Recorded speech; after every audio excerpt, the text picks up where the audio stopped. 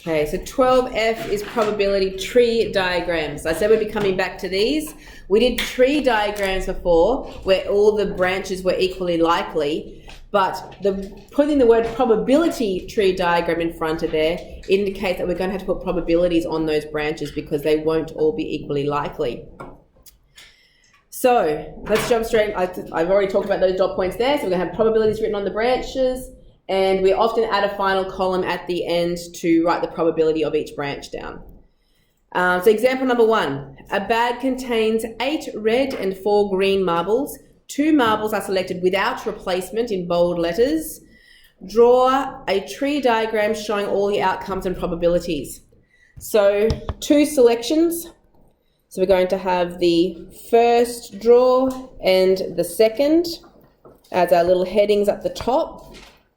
The first time I draw a marble out of the bag, I can get either a red or a green. There is only 2 options, it's just that they're not equal in chance. There is 8 red and 4 green, which means it's a total of 12. 8 red means 8 out of 12 chance for that branch, and 4 out of 12 chance for the green. Now the bold letters without replacement means that if I select one marble out for the second draw, even though I will still have red and green and red and green, there will now only be 11 marbles in the bag because one of them has been drawn out. If a red marble is selected first, there is only going to be 7 out of 11 red ones left, but there would still be all 4 green ones left. The tip is that these 2, every time you split a branch, those 2 numbers should add up to give 1. So if this is 7, 8, 9, 10, 11, okay, they add up to give a total of 1. If I draw a green first, there is only going to be 3 greens left out of 11, but there would still be all 8 of the reds. Okay, so that is our tree diagram. Let's go through and find some probabilities. Oh, actually, this says outcomes first. It says show all of the outcomes. The outcomes are red, red, red, green, green, red, and green, green. They're the 4 different options that we can get, but they are not all equal in probability. To work out the probability of each one, you need to times the numbers along the branches. So for red, red, we're going to times 8 over 12 times by 7 over 11. So that would be 14 out of 33. Then for red, green, we times 8 over 12 times by 4 over 11, which is 8 out of 33.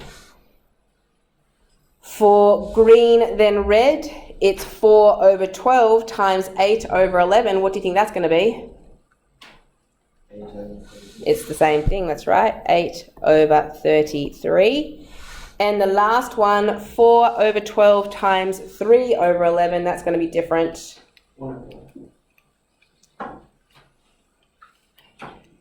1 over 11. Okay, all right. So there's our diagram complete. Let's look at the questions below.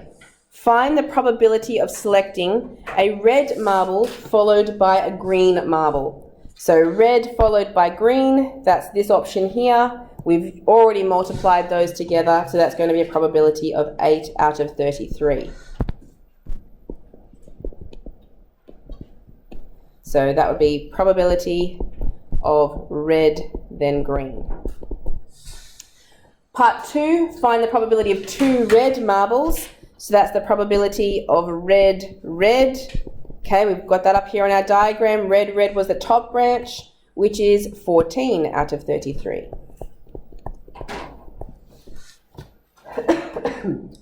Part 3, find the probability of exactly 1 red marble. It doesn't specify the order though, so that could be the probability of red green or the probability of green red. So if there's two branches, you have to add those branches together. So red then green was 8 out of 33, and green red was also 8 out of 33, and when you add those together, you get 16 out of 33. And the last part, at least one red marble, means that we want all of the branches except for green green. So the easiest way to do that, instead of adding 3 branches together, is to do 1 minus the branch that we don't want, 1 minus green green. If green green is 1 over 11, so it's 1 minus 1 over 11, that's going to equal 10 over 11. Okay, so hopefully that's familiar. You've done those kind of questions before. Let's have a look at question 2. One card is drawn from each of 2 packs. Use a probability tree diagram to find the probability that... Alright, draw a tree diagram showing all of the outcomes and probabilities of drawing court cards. So I'm going to call C, so I don't have to write the word over and over again. C is going to refer to the court cards. Now remember that a court card is a jack, a queen, or a king. So I have 2 packs. The first pack I'm going to draw a card out of, and then the second pack.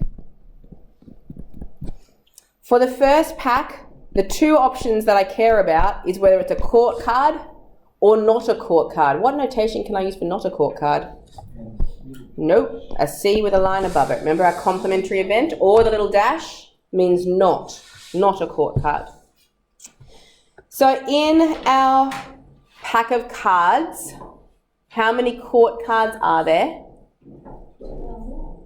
Out of the 52, which simplifies down to 3 out of 13.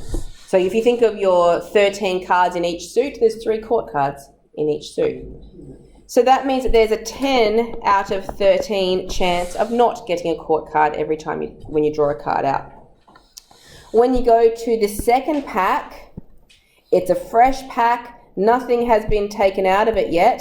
So are the probabilities going to change? No. So court card is going to be 3 out of 13, and not a court card is 10 out of 13. Okay, so let's do the same thing as before. Let's list off our outcomes. So our outcomes are going to be court card, that's a bit of a tongue twister. Court card, not court card, not court card, and then both not court cards. What are the probabilities of each of those branches? We go through and multiply them together. So 3 over 13 times 3 over 13 makes 9 out of 169. 3 out of 13 times 10 out of 13 makes 30 out of 169. Morning. 10 out of 13 times 3 out of 13 is also 30 out of 169. And 10 out of 13 times 10 out of 13 is 100 out of 169. All right, what should all those probabilities add to, by the way? 1. Okay, probability should always add to 1. And if you check that, you've got 100 plus 30 plus 30, that's 160, plus the 9 is 169 over 169. Okay, part B. We want to find the probability that both cards are court cards. So jacks, queens, and kings, right? So that's the probability of court card. We've already times on the branch, so we already know that is 9 out of 169. Part C, probability that neither card is a court card. So that's probability of not court card, not court card. Again, we've got that up here, 100 out of 169. And D, one is a court card and the other is not. but we don't know the order, so that's actually 2 branches. It's court card, not court card, plus not court card, court card. Now those 2 probabilities were the same. They were both 30 out of 169. And when we add those together, that makes 60 out of 169. All right, that is it, 12F.